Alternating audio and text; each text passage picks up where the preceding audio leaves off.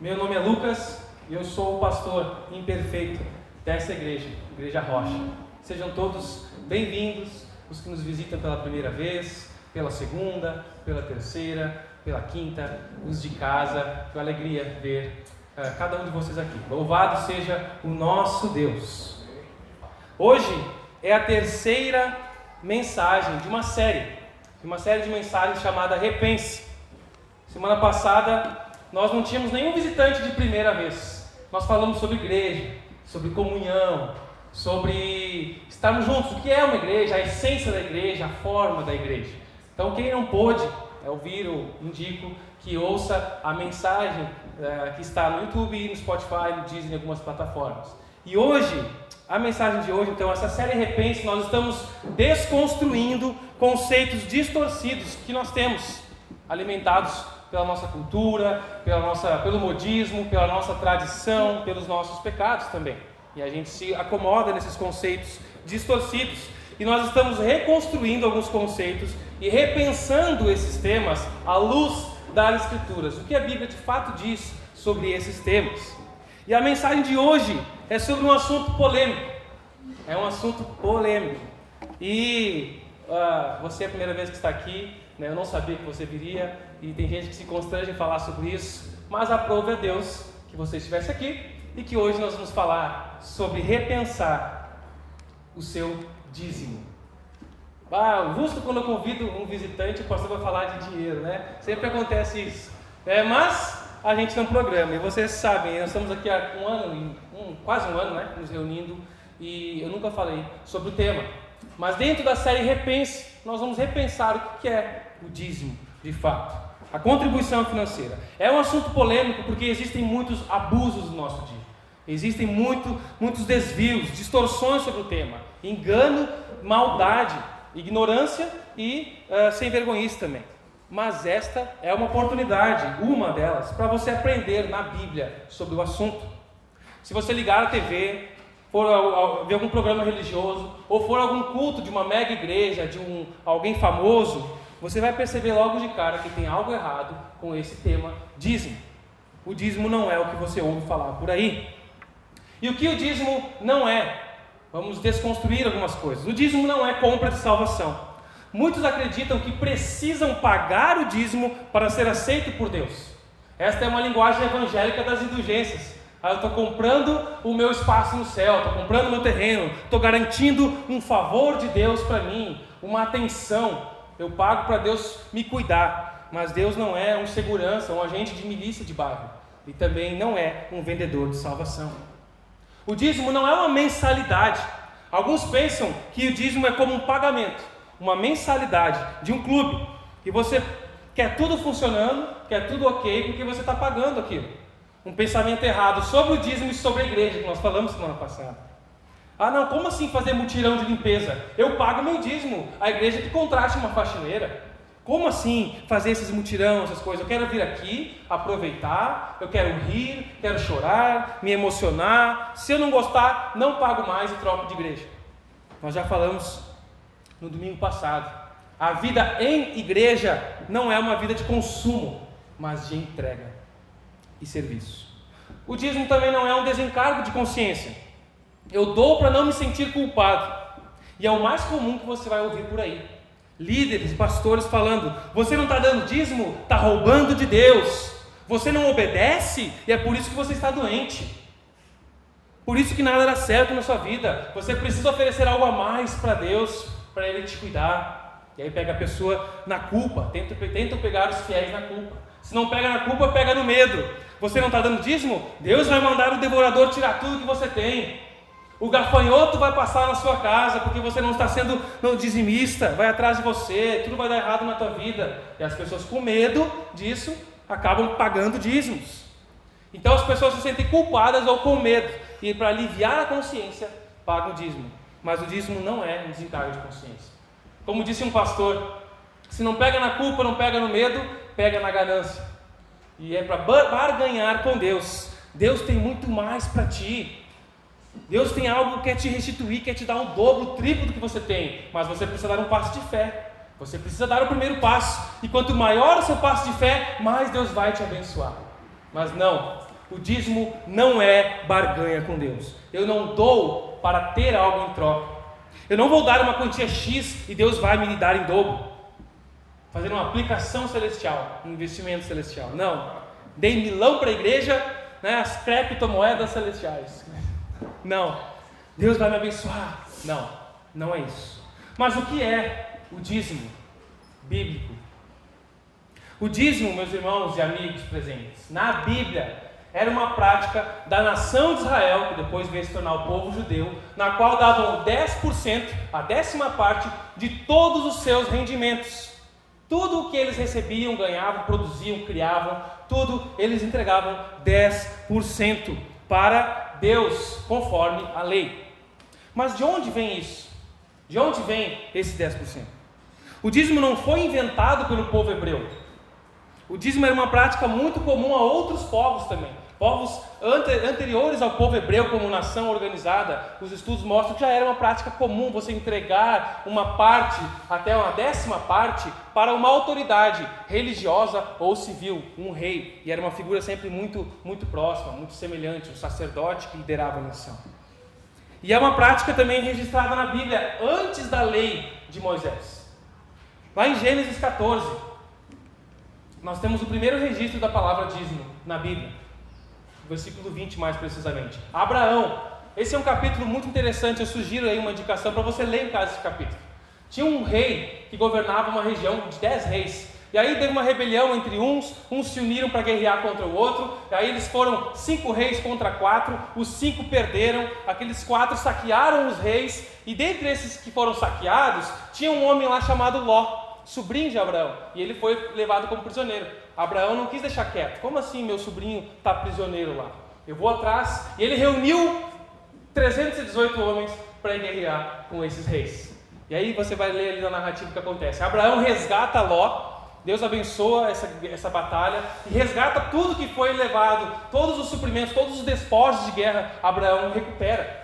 E ele se encontra com uma figura enigmática na Bíblia e muito interessante, um homem chamado Melquisedeque, que era uma autoridade civil e religiosa.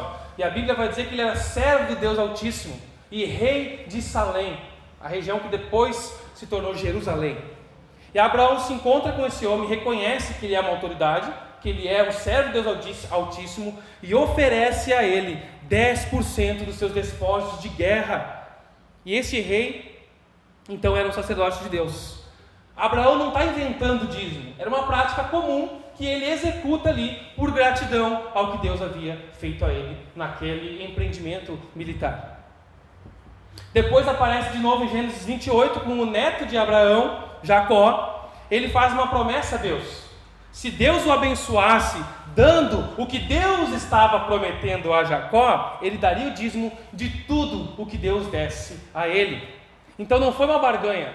Deus, eu quero um carro, mas se o Senhor me der, eu vou dar 10%, vou dar as 4 rodas e o câmbio do carro para o Senhor. Não foi uma barganha com Deus. Deus fez uma promessa a Jacó. E Jacó disse: Senhor, se o Senhor cumprir essa promessa que é a tua vontade, eu vou dar o dízimo do que o Senhor está prometendo. Não é o desejo do coração dele. Então não era uma barganha. É muito interessante isso. A gente lê rápido, parece que ele está negociando com Deus. E o dízimo depois vai ser instituído na lei do povo, por Moisés, conforme o seguinte registro bíblico. Antes, deixa eu perguntar: onde você lembra da Bíblia sobre dízimo? Malaquias 4, Malaquias 3. Mais alguém? Quer falar algum outro texto que lembra do dízimo? Não, né? Lembramos mais desse texto, que é o mais utilizado para falar sobre o dízimo.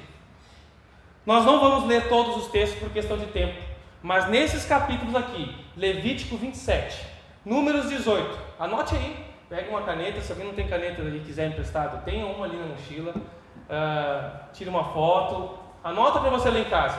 Esses textos são os textos que legislam,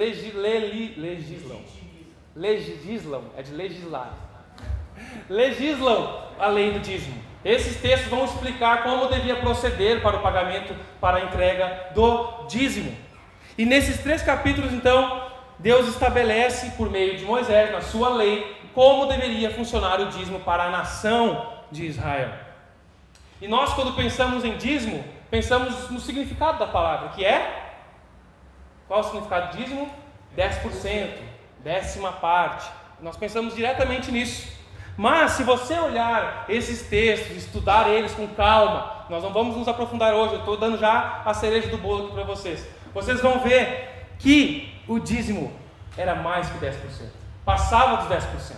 Por quê? Porque eles tinham que entregar primeiro o dízimo regular de tudo o que eles produziam. Era uma agricultura, uma economia de agricultura e pecuária, de produção. Então tudo que eles produziam, cada vez que iam colher, cada animal que reproduzia, o 10º animal, eles tinham que entregar ao Senhor 10% na casa de Deus. Era o dízimo regular.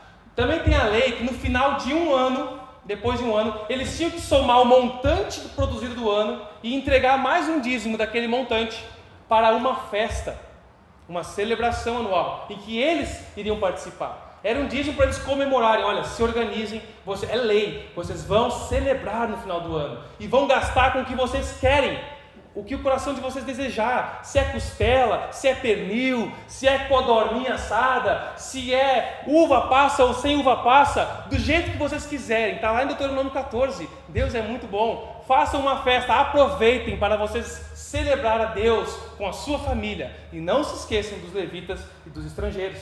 Então era um dízimo, uma lei, para ensinar o povo que eles tinham que comemorar também, tinham que celebrar e agradecer a Deus. Então tinha essa parte também. E tinha mais um dízimo, que era ao final de 3 anos. A cada 3 anos, o montante que se produzia no 3º ano também tinha que se tirar o dízimo e entregar na casa de Deus para o sustento dos levitas e outras coisas que nós vamos ver. Então, se você somar toda a lei, o dízimo na lei não é 10%. Alguns estudiosos que fazem as contas disso aí dizem que fica em torno de 20% a 25% da renda familiar. Esse é o dízimo na lei, quando se pensa em valor exato por período, se você somar tudo. Bom, nós entendemos o que é o dízimo. Mas para que servia o dízimo? Você sabe para que servia? O dízimo não era uma oferta queimada a Deus. A gente entregava como oferta e queimava ali a produção, ou queimava os animais, ou queimava a prata ou ouro. Não era uma oferta para ser queimada. Nós vamos olhar para um texto apenas, que nos mostra pelo menos 3 propósitos do dízimo. Deuteronômio capítulo 26. Abra sua Bíblia, ou seu smartphone. Deuteronômio 26, do versículo 10 ao 11.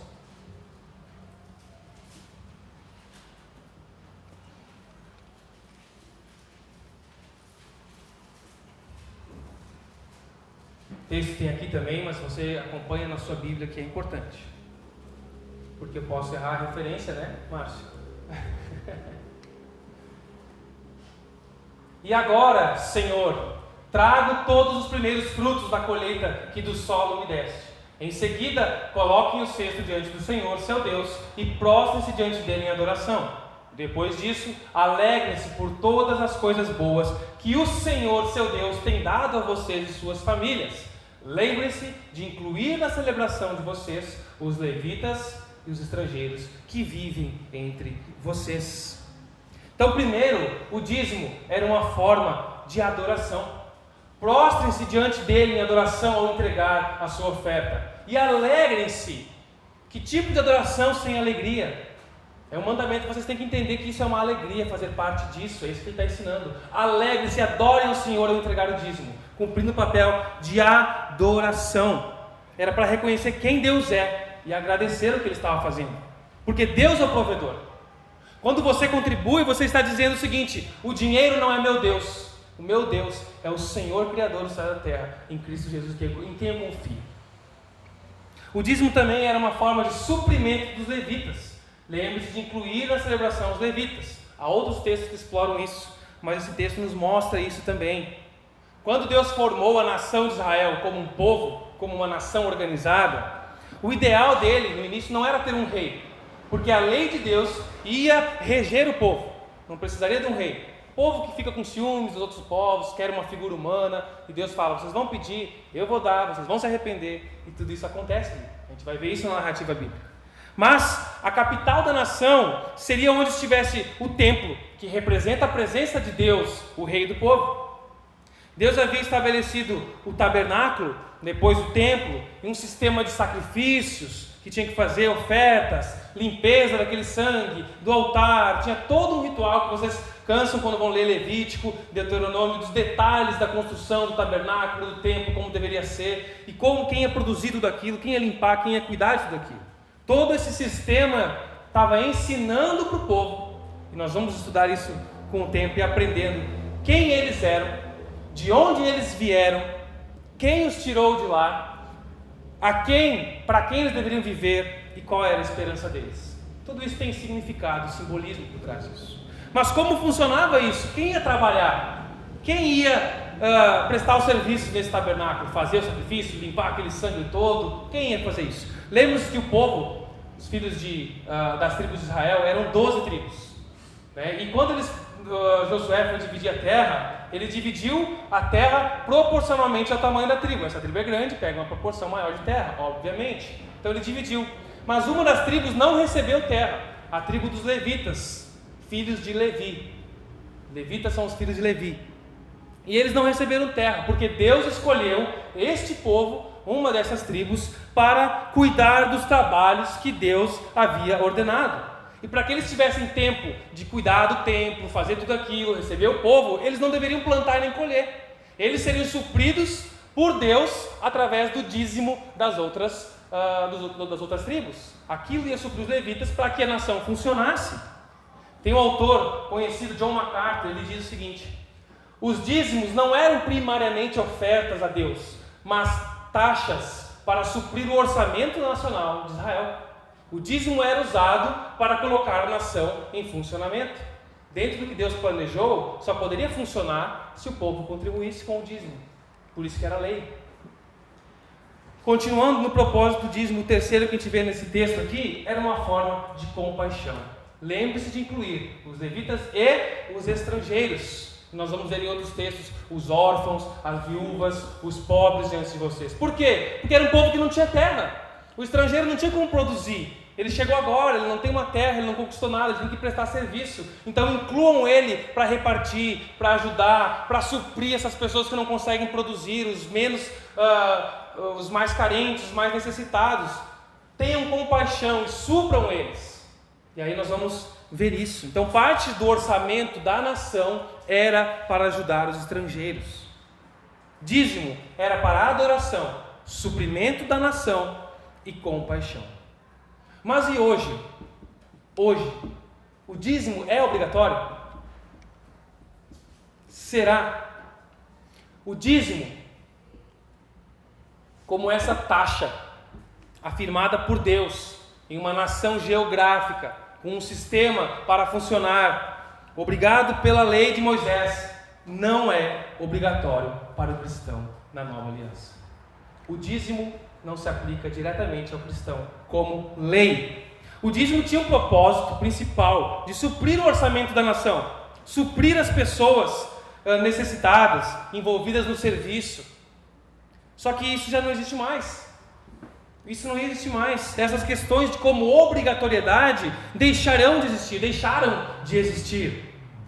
No Antigo Testamento, na Antiga Aliança, o Antigo Pacto, nós tínhamos a lei de Moisés, tinha o templo, tinha os sacerdotes, todo um sistema, os levitas. Tudo isso era uma sombra do que haveria de vir. Tudo isso apontava para Jesus, a nova e superior aliança que Deus estava estabelecendo com o seu povo, concretizando o que significava a antiga aliança. Ela vai se realizar em Jesus. E é por isso que o autor de Hebreus nos lembra: Cristo se tornou o sumo sacerdote de todos os benefícios agora presentes. Cristo ofereceu a si mesmo a Deus como um sacrifício perfeito, não precisa mais todo aquele sistema de sacrifícios, porque Ele, Jesus, é o mediador da nova aliança, para que todos os que são chamados para vivê-la recebam esta herança em Cristo Jesus. Tá, pastor, mas e aquele texto que diz: tragam o dízimo à casa do Senhor, de Malaquias, mais conhecido, né, por nós? Traga os dízimos para que haja alimento na minha casa. Deus não passa fome. Não era para Ele comer, era para suprir aquele sistema. 2 versículos antes desse de traga o dízimo à casa do Senhor, o profeta diz: vocês estão roubando de Deus. E você se pergunta: como nós estamos roubando de Deus? Estão roubando nos dízimos e nas ofertas, pois vocês não contribuem. Mas entenda, Malaquias, a antiga aliança, ainda existia aquele sistema dos sacerdotes, os sacrifícios. E nesse contexto, Malaquias se refere ao que estava acontecendo naquela nação. O povo não estava dando dízimo, e o pouco que era dado não era usado para o propósito estabelecido pela lei. Havia desvio do povo e dos levitas. E o profeta chama atenção a isso. Não pagar o dízimo era sim roubar de Deus. Neemias também vai falar sobre isso. Eles estão voltando, Neemias reconstruindo os muros. Lá no capítulo 13 ele vai tratar sobre isso. Os levitas não estavam recebendo os dízimos do povo. O povo voltando do cativeiro, lá no cativeiro não tinha que dar dízimo, era obrigado um monte de imposto, era a minha vida inteira para aquele soberano ao qual eu servia. Agora eu estou livre, não tem mais que dar o dízimo, não, agora vocês estão de volta à lei. Tinha que dar o dízimo, mas eles não estavam dando. E o capítulo 13 de Neemias vai falar que os levitas tiveram que trabalhar, porque não tinham sustento. Nós queremos fazer o sacrifício, queremos fazer, mas não estamos conseguindo sobreviver. Então eles tiveram que ir para o campo. Até que o povo começou a dar de novo, e os levitas puderam voltar a cumprir o propósito para o qual eles foram chamados e ordenados por Deus. Então, se alguém quer usar somente o texto de Malaquias para ensinar que o dízimo é obrigatório, ou é um falso profeta, ou é um profeta equivocado, muito enganado e irresponsável para com as Escrituras. Porque se você for seguir a lei à risca, o obrigatório não é 10%, é 20 e poucos por cento. Cadê o dízimo no final do ano para a festa? Cadê o dízimo a cada 3 anos para a festa? Para suprir os levitas e a nação. Deus não tem mais uma nação geográfica. Deus não tem mais um templo construído. Ele tem um povo de toda língua, raça e nação que se chama igreja. Um povo espiritual que recebe bênçãos espirituais do pacto de Deus e bênçãos materiais também. Mas Deus não é obrigado a nos dar nada. Tem um último texto utilizado por quem defende o dízimo, que é no Novo Testamento, em Jesus, em Mateus capítulo 23, versículo 23. Jesus fala para os fariseus que a aflição os espera, mestres da lei e fariseus, hipócritas. Vocês tenham cuidado de dar o dízimo da hortelã, do endo e do cominho, são os temperos, dão dízimo até do tempero. Mas vocês negligenciam os aspectos mais importantes da lei: justiça, misericórdia e fé. Sim, vocês devem fazer essas coisas, mas sem descuidar as mais importantes. O que Jesus está dizendo aqui é que esse povo dava o dízimo até do tempero que crescia no mato no quintal deles. Olha, um alecrim aqui, tem que dar 10% desse alecrim. Olha, nasceu uma hortelã, eles tiravam e davam para não ser pego em nada. Eu faço tudo direitinho. Mas é isso que a gente quer, fazer tudo direitinho para não ser pego em nada, em vez de exceder o nosso em amor, e justiça e fé. E aí alguém pode dizer: mas Lucas, Jesus está falando, vocês devem fazer essas coisas são o dízimo, mas sem descuidar das mais importantes, que é a justiça, misericórdia e fé. E Jesus fala isso. Mas Jesus não veio para refutar a lei, ele veio para cumpri-la. A lei ainda estava em vigor, a antiga aliança ainda estava em vigor. Os evangelhos também descrevem outras práticas do Antigo Testamento, como circuncisão, festas e celebrações judaicas, outros rituais do Antigo Testamento que nós não executamos mais, não vivemos mais, porque era da antiga aliança. A nova aliança começa com a morte e ressurreição de Jesus Cristo. Ainda não estava em vigor nos dias de Jesus ali, por isso que ele cumpre e diz: sim, vocês devem cumprir a lei. E é por isso que Paulo, lá em Gálatas capítulo 2, versículo 19, a parte B do versículo diz: portanto, morri para a lei, a fim do quê? Viver para Deus. Mas o que significa esse viver para Deus? Como o povo gosta de ouvir até aqui, né? Como é fácil concordar com o pastor até agora. Ah, que alegria, não preciso dar o dízimo, não é obrigado. Tem gente que se apega nisso para satisfazer a sua avareza, ganância e falta de fé. O dízimo foi um instrumento regulador para ensinar a generosidade. E Jesus eleva o padrão. Jesus eleva todos os padrões. Jesus nos ensina, nos mostra que é muito mais do que cumprir a lei e dizer, eu fiz a minha parte, já entreguei meus 10%, já fiz o sacrifício do ano. Sobre não matarás, Jesus diz o quê? Aquele que odiar o seu irmão no coração já cometeu assassinato e pecou. Não adulterarás, mas aquele que olhar para alguém com pensamento impuro já adulterou no seu coração, já pecou. Jesus eleva o padrão da generosidade. Tem um pastor chamado Marcos Granconato, e ele disse o seguinte: de fato, a lei de Moisés exigia que os israelitas entregassem o dízimo e tudo aos levitas.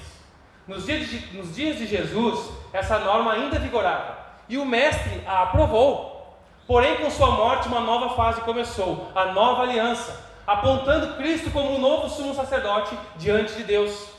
Isso trouxe mudança da lei, livrando o crente das exigências do código imposto a Israel no deserto.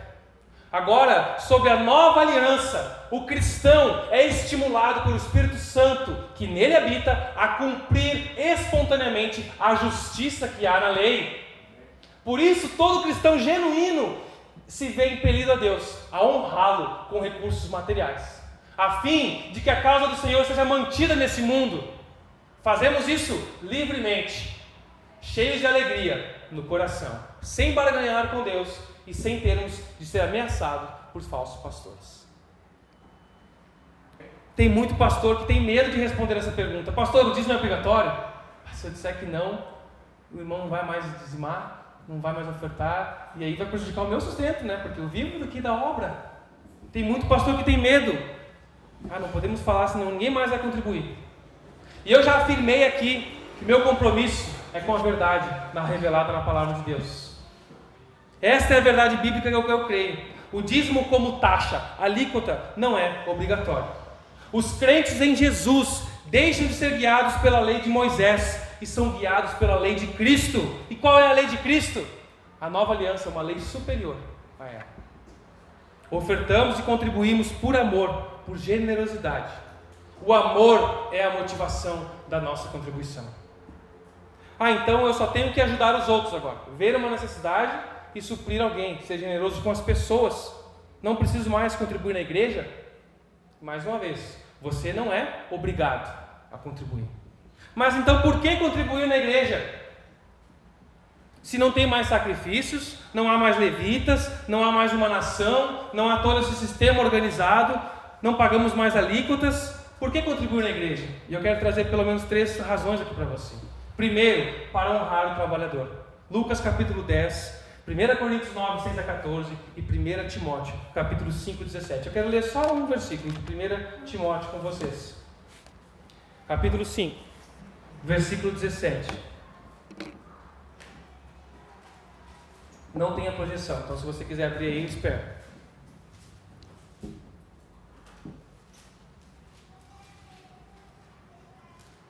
Primeira Timóteo 5, versículo 17, nos diz: os presbíteros, bispos, pastores, é a mesma palavra, esses oficiais, que fazem bem o seu trabalho, devem receber honra redobrada, especialmente os que se dedicam arduamente à pregação e ao ensino. O trabalhador que anuncia as boas novas, se dedica ao ministério, é digno de receber o seu sustento do ministério. É isso que Deus está instituindo por meio do Novo Testamento. Da mesma forma que os levitas eram sustentados a partir do que era entregue no templo, hoje, aqueles que pregam o Evangelho, o Senhor instruiu que eles são dignos de viver do ministério. Paulo fala isso em 1 Coríntios, fazendo essa analogia, essa ligação direta do princípio por trás da lei. Além, é claro, da expansão da obra de Deus, da obra missionária, aqui e em outras localidades. O sustento de obreiros, missionários, pastores que estão dedicando a sua vida no ensino, no cuidado, na oração, servindo a Deus ao servirem a mim e a você. Segundo, para suprir os necessitados. Lá em Atos capítulo 2, nós vemos que as pessoas, aquela igreja que se converte, aquela multidão, eles traziam as suas contribuições aos pés dos apóstolos e líderes da igreja, para que eles fizessem a distribuição aos necessitados e carentes, porque eles sabiam da necessidade do povo. Nem sempre você sabe da necessidade de um outro irmão, mas normalmente os líderes que têm contato com mais pessoas sabem e podem fazer esse meio de campo. E é por isso que é centralizado na liderança, para que eles possam fazer a sua distribuição, suprir os necessitados. 2 Coríntios capítulo 8 também vai falar sobre isso. A responsabilidade, meus irmãos e amigos, de suprir as necessidades reais daqueles que fazem parte do corpo de Cristo é nossa. Não é de programas do governo, e que bom que existem alguns. Não é de ONGs e empresas, e que bom que existem algumas que fazem isso. Mas essa responsabilidade é da família de Cristo, suprir aqueles dentro do corpo de Cristo. E terceiro, para manter a organização. Como você acha que é pago o aluguel de um espaço em que a igreja se reúne? A igreja que tem um lugar próprio, como é paga a manutenção daquele lugar, as taxas que tem que pagar de água, luz, a água que você bebe, o cafezinho, o papel higiênico, papel toalha, produtos de limpeza para preparar o ambiente, equipamento de som, vem da onde tudo isso? Material didático, infantil para as crianças, luz e outras demandas que vocês bem sabem que existem para uma organização. Nós, como cristãos e como organismo, entendemos que essa estrutura, esta organização serve ao organismo, à igreja. E nós cremos que isso aqui coopera com a missão dada por Deus a nós. Se nós não acreditássemos nisso, nós não faríamos isso. Mas nós cremos que nos organizarmos como igreja, ter um lugar estruturado, isso coopera com a missão de Deus para a qual Deus nos chamou. Nós somos uma comunidade de pessoas que receberam a revelação de que Jesus Cristo é o Filho do Deus vivo. Ele é o Messias. E que creem e vivem a partir dessa revelação, dessa verdade. Recebemos o Espírito Santo e nos organizamos dessa forma, porque nós cremos que assim nós podemos celebrar a nossa fé, sermos gratos a Deus, adorá-los juntos aqui como uma comunidade, desfrutarmos do cuidado do Senhor, abençoarmos outras vidas com a palavra de Deus e com o nosso cuidado, sustentando outras pessoas também. Nós cremos nisso.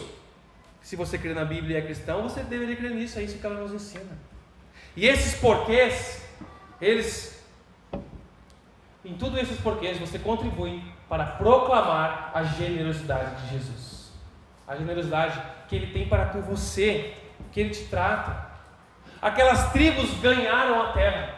Aquelas tribos reconheciam que Deus que mandava a chuva, a seca, no tempo certo, das estações necessárias. Eles recebiam saúde para trabalhar, recebiam oportunidades para prosperar, bênção em guerras.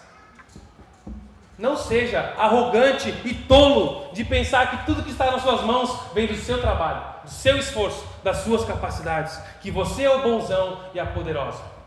Não. Nós não podemos nem mesmo respirar se Deus não nos der o ar, não manter o nosso coração pulsando. É Ele quem te dá tudo que você tem, que você é. E não há ninguém mais generoso do que Jesus. Ninguém nesse mundo aí fora vai acreditar na sua generosidade, na generosidade do seu Jesus, a menos que você seja generoso e você siga o Jesus que você diz que segue. Quem te deu perdão? Quem te deu o Espírito Santo? Quem está transformando a sua vida? Quem te dá saúde para trabalhar? Quem te colocou na família que você nasceu? Quem te deu as oportunidades que você teve ao longo da sua vida? Como é que você vai falar de um Jesus gracioso, que transforma vidas, que é um generoso, se você for uma pessoa mesquinha e avarenta? Como? E isso não se refere apenas ao quanto você dá, ao quanto você contribui, mas a como você se comporta, ao que você fala. Para que comprar flor? No outro dia já está morto aqui, nem precisa gastar dinheiro com isso. Para quê, né? Que nem aquele que diz, para que derramar esse perfume tão caro aos pés de Jesus? Aquele que tinha interesse no dinheiro falava isso. Porque, não, mas aí é demais, não precisa, faz de qualquer jeito, estando funcionando está bom. Não tem excelência, não tem entrega. Isso é característica de pessoas mesquinhas. Como você lida com a pessoa que faxina a sua casa? Como você lida com um garçom, com alguém que te presta serviço, sempre na ganância, sempre na sovinice aqui da região, atravessando o oceano com um sorrisal na mão, como eles diriam quando eu era adolescente? E eu fui criado aqui em Caxias. Tenho carteirinha de gringo, apesar de ser moreninho. Aprendi com eles e com o meu coração. Não preciso que eles façam isso. Meu coração já é propenso a isso. Só preciso estar num lugar que impulsiona isso. E ele se revela. Nós deveríamos, como cristãos, ser reconhecidos como pessoas generosas, que andam como Cristo andou. Mas infelizmente, muitos de nós estão sempre reclamando, não estão passando por nada, mas estão sempre falando de dinheiro, de dificuldade, de medo, de insegurança. Mas então, esses são os porquês de contribuir na igreja. Mas como contribuir? O Novo Testamento deixa claro como devemos proceder. Abra sua Bíblia em 1 Coríntios, capítulo 16.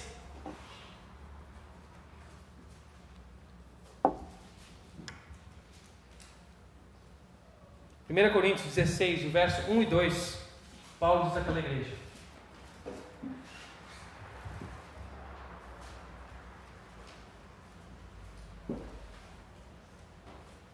quanto à coleta para o povo de Deus, façam como ordenei à igreja da Galácia. Ele já tinha até dado essa instrução para outra igreja, agora está repetindo essa instrução para a igreja de Corinto. No primeiro dia da semana, cada um de vocês separe uma quantia de acordo com a sua renda, reservando-a para que não seja preciso fazer coletas quando eu chegar. Nesse texto nós vamos extrair aqui os 4 P's da generosidade, os princípios de uma generosidade bíblica. E o primeiro é planejamento. Separe uma quantia. É algo planejado. No primeiro dia da semana, separe uma quantia. A gente pode pensar que generosidade é algo emocional. É um momento, você vê alguém passando uma carência, Deus toca no seu coração e você contribui. Mas Paulo nos instrui, o Espírito Santo nos instrui através desse texto, irmãos. Separe uma quantia no primeiro dia da semana. É planejado. É um planejamento. Não precisa necessariamente ser emocional, mas precisa ser intencional. Eu não vou dar o que sobrar no mês. Eu não vou ajudar com sobras, mas eu vou me planejar. Vai estar no meu orçamento. E eu sei que a nossa região tem uma boa educação financeira. Muitos. Então você planeja, faz o seu planejamento financeiro, o seu orçamento e coloca a generosidade inclusa nela. Sem planejamento, ou você dá sobras, ou você não dá nada. Sem planejamento, ou você dá sobras, ou você não dá nada. Você não é generoso. O segundo P é a proporcionalidade percentual, de acordo com a sua renda. Nós medimos muito as coisas em quantidade, mas a Bíblia fala em proporcionalidade. Jesus não se impressiona com o número de dígitos da sua contribuição, porque Jesus está preocupado com a proporção e o seu coração. Lembra-se da viúva pobre que vai dar uma oferta? Quanto ela deu em quantia? Em quantia? Uma moeda. Quanto ela deu em proporção? Tudo que tinha. E é por isso que Jesus diz, Mateus 12, 33 e 34: eu lhes digo a verdade, essa viúva depositou na caixa de ofertas mais que todos os outros. Eles deram uma parte daquilo que sobrava. Ela, porém, em sua pobreza, deu tudo que tinha. Não vou pedir para você entregar a chave do seu carro, fique tranquilo. A proporção e o coração é o que importa para Jesus. O quarto P nesse princípio é periodicidade, frequência. No primeiro dia da semana, a igreja se reunia no primeiro dia da semana. Os primeiros dias da semana era o dia que eles se reuniam. E Paulo os convoca a contribuir com regularidade, planejamento, proporcionalidade e periodicidade. Eles se planejavam semanalmente. Era uma cultura que ganhava por serviço prestado, por venda, por dia, por semana. Então eles se organizavam naquela semana para separar uma quantia e entregar naquele domingo. Nós vivemos numa cultura salário-mês. Então nós nos organizamos para contribuir mensalmente. Os norte-americanos vivem numa cultura salário-ano, né? Quanto tu ganha? Tu pergunta, eles vão falar o salário do ano. Então eles se organizam anualmente E eles contribuem muitas vezes, uma vez por ano, assim, de início, a sua generosidade planejada, com a cota do ano todo. Começa o ano e já entrega a parte do ano todo. Eu já recebi uma oferta quando seminarista de um irmão que disse: vou te contribuir contigo para ajudar na tua mensalidade com R$100 por mês. Ah, legal. E aí no mês seguinte, só que eu vou começar só em agosto. Tá, beleza. Aí em agosto entrou R$1.200 na minha conta. Eu acho que esse cara se confundiu. Ele falou que ia dar 100. Aí eu fui falar com ele: não, eu já coloquei uns 12 meses aí para ti. É difícil o brasileiro lidar com isso. Surge uma urgência, surge uma necessidade, mas aquilo era um planejamento mensal. Só para comparar aqui como a gente é planejado. E a nossa cultura é orientada mensalmente. A questão é a regularidade.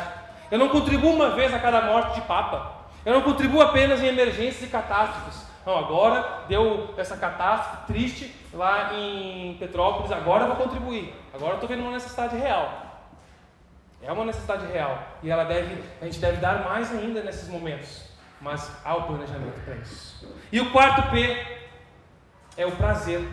E eu faço aqui o uso do texto de 2 Coríntios capítulo 9, versículo 7. Cada um dê conforme determinou o seu coração, não com pesar ou por obrigação, não é obrigado. Mas Deus ama quem dá com alegria.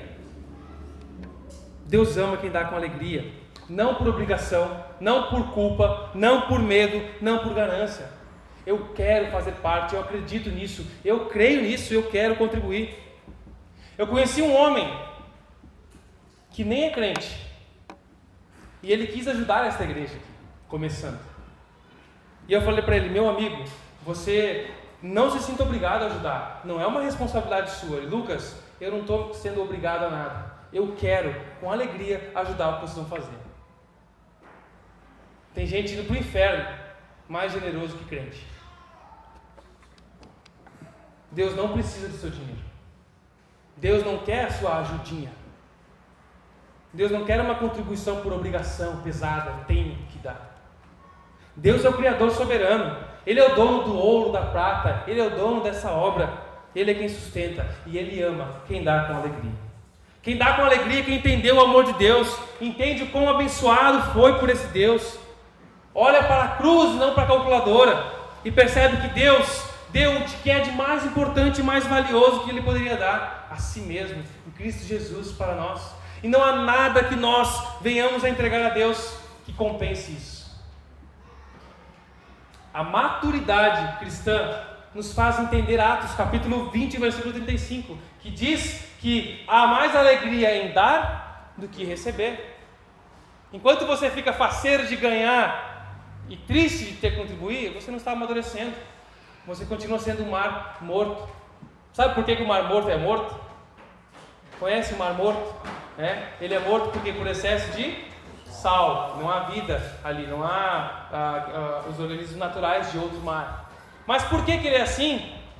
Porque ele só recebe águas das geleiras, das montanhas, de outros rios, que vêm de outras vertentes. Ele só recebe. Vem água daqui, vem água dali, mas não tem vazão, não tem saída. Ele não dá de si. E é por isso que é o mar morto, por isso que ele é morto. Se você não dá, só quer receber, você está deixando de viver como Deus te chama. Deus nos dá o privilégio, irmãos, de fazer parte da sua obra. Em 2 Coríntios capítulo 8, versículo 8, ele diz, Paulo diz, a Bíblia diz: eu não estou ordenando que o façam, mas sim testando a sinceridade do seu amor, ao compará-lo com a dedicação de outros. Ou seja, o nosso amor é medido por o quanto nós nos dedicamos aos outros. E o quanto nós nos dedicamos aos outros inclui nossos recursos. O capítulo 8 e o 9 inteiro de 2 Coríntios vai falar sobre contribuição, sobre generosidade, sobre dar. E não fala dízimo ali, mas fala sobre generosidade. Deus ama generosos e abençoa generosos. Ele está à procura de bons mordomos, bons administradores, que possam cuidar do seu povo, cuidar da sua criação. E quem entende isso é abençoado. Eu conheço empresários generosos que são cada vez mais abençoados por Deus. Porque Deus diz: esse cara sabe administrar o que eu coloco na mão dele, eu vou continuar abençoando. Eu conheço um empresário, não vou dar detalhes aqui, mas ele é público isso, que ele vive com 10% e entrega 90% para a obra do Senhor. E eu recebi uma bolsa no seminário, porque ele entregava uma parte do seu planejamento de generosidade e ia para o seminário. E o seminário distribuía em bolsas. E eu fui um contemplado com uma bolsa parcial de estudos do seminário, por esse homem generoso. A generosidade é uma responsabilidade do cristão. Jesus nos ensinou a ser generosos com planejamento, com proporcionalidade, com periodicidade, frequência e prazer, alegria. E o que eu estou fazendo aqui hoje não é para forçar você a contribuir para essa igreja, mas para te ensinar, te expor a verdade bíblica e te fazer repensar. E eu clamo ao Espírito Santo que trabalhe no seu coração, trabalhe no coração de vocês, para que vocês não se mantenham duros e imaturos. E é por isso que vocês não vão me ver com frequência pregando sobre dinheiro, sobre dízimo aqui. É um tema muito abusado por aí. Nós nem fazíamos aqui contribuição no início. A gente começa a igreja e o pessoal pensa, é mais um querendo tirar dinheiro. Mas a gente não pode tirar esse privilégio do povo de Deus, que é de contribuir, por causa dos que fazem mau uso. Quando você entender que é um privilégio fazer parte, ser instrumento de bênção na igreja, na vida dos outros, aí sim, você vai dar com alegria. Mas o quanto devemos dar?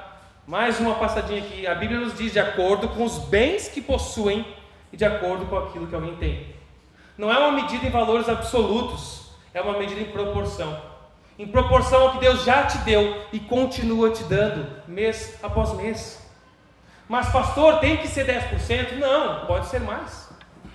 Pode ser mais de 10%. 10% é um bom lugar para você começar a aprender a ser generoso.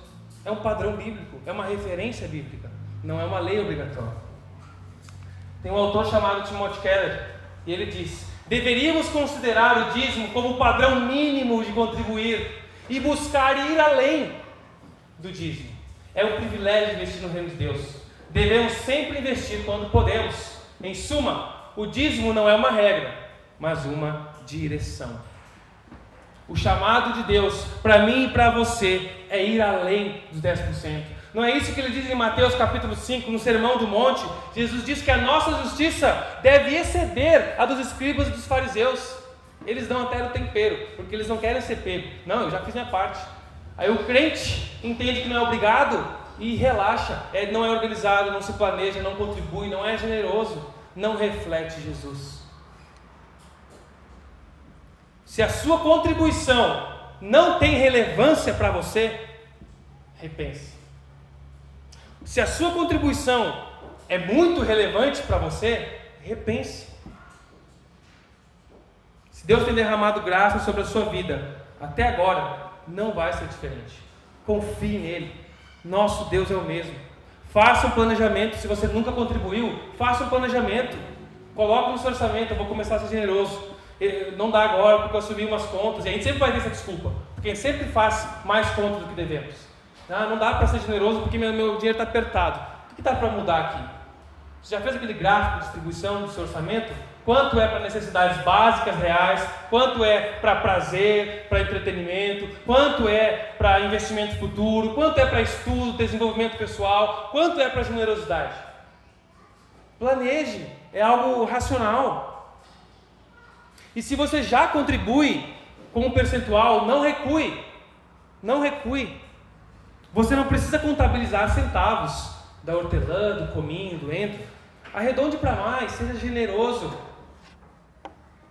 Comece a ser generoso e cresça em generosidade. Não apenas no valor, mas na proporção. Como? Eu quero que você se pergunte, o quanto você cresceu em generosidade desde que conheceu Jesus? No início, a gente começa a ser mais generoso, aí você desacelera, aí você toma outras preocupações. O quanto você tem crescido ou estagnou ou recuou na vida de generosidade? Irmãos, nunca usem a frase, eu sempre fui fiel no dízimo. Não digam isso, porque isso não é um sinal de generosidade. Além de ser uma manifestação de orgulho, ela é de imaturidade também. Eu vivi muitos anos contando moedinha. Dava o dízimo do endro, da hortelã e do cominho. Achei R$1 no chão, tinha que dar 10 centavos de dízimo. Eu vivi assim muito tempo e parece uma prisão, porque a gente sente um peso quando não dá, mas sente um orgulho quando dá. Eu fiz a minha parte. A generosidade não conta moedinhas. Seja generoso, cresça e amadureça, e verás o quanto Deus tem cuidado e cuidará de ti. Não tenha medo. Pela graça de Jesus, eu tenho aprendido, e a Tafna foi um instrumento de Deus na minha vida para isso, para ser generoso. Não na força do meu braço.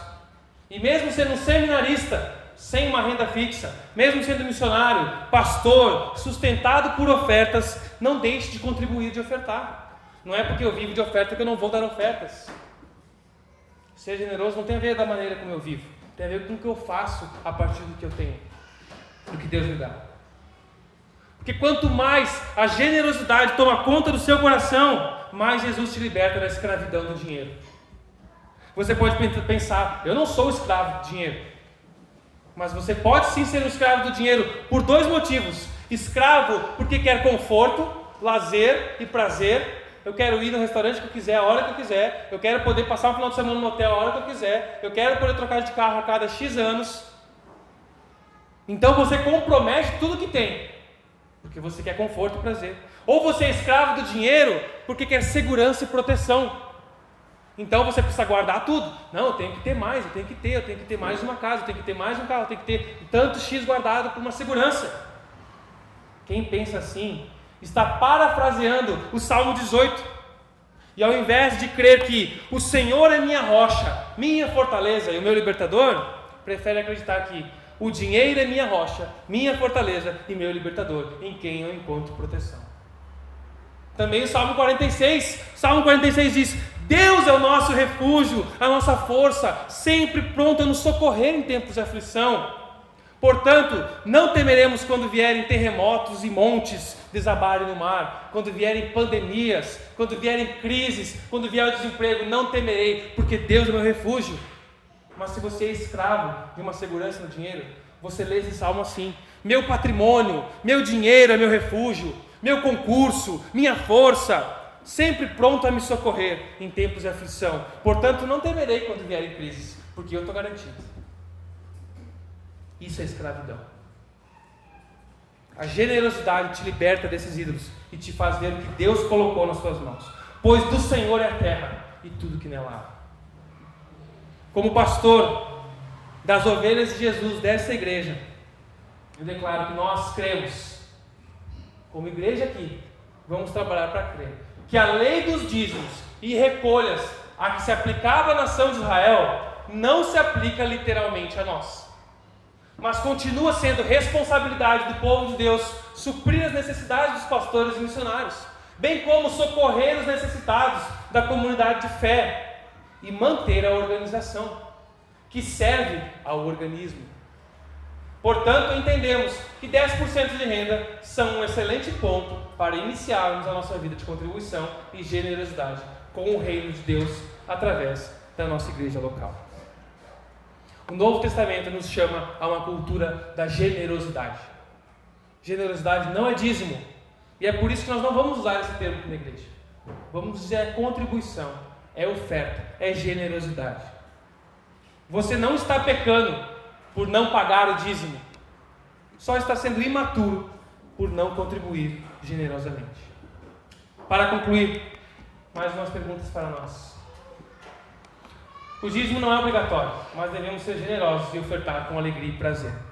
Se você quiser ser generoso através da rocha, ser abençoado e abençoar vidas aqui, através do que Deus está fazendo e vai fazer aqui, amém. Seu dinheiro será bem-vindo aqui e bem utilizado e com transparência. Esse é um dos nossos princípios, transparência na gestão dos recursos. Qualquer um pode ver o que é feito com cada centavo do que entra aqui. Pois queremos fazer mais. Nós temos sonhos, tenho planos, metas que o Senhor tem colocado no meu coração para a expansão de ministérios dessa igreja. Mas o recurso está no bolso do povo de Deus. Coloque essa igreja na sua lista de generosidade. Assuma um compromisso com a igreja, a comunidade que te nutre espiritualmente. Essa é uma responsabilidade de quem acredita nisso e quer fazer parte. Inclusive, existem pessoas de outras cidades e de outros estados que acreditam no que está acontecendo aqui e contribuem e ofertam e ajudam a manter a minha família aqui, ajudam a manter parte do que a gente tem como despesa fixa já aqui. Mas nós, como igreja, queremos amadurecer na nossa generosidade para que o recurso deles seja enviado a outras iniciativas e mais igrejas sejam plantadas no nosso estado e no Brasil e fora do Brasil. E nós possamos, com o mesmo exemplo, ser autossustentáveis e podermos participar ativa e financeiramente de outras iniciativas missionárias, de outros pastores. Se você quer ser uma pessoa generosa, não olhe para a calculadora, olhe para a cruz. Jesus derrama graça generosa sobre você, para que você possa estender a outros o amor dele, através da generosidade. Tudo que temos pertence a Deus. O que você tem dedicado para servir?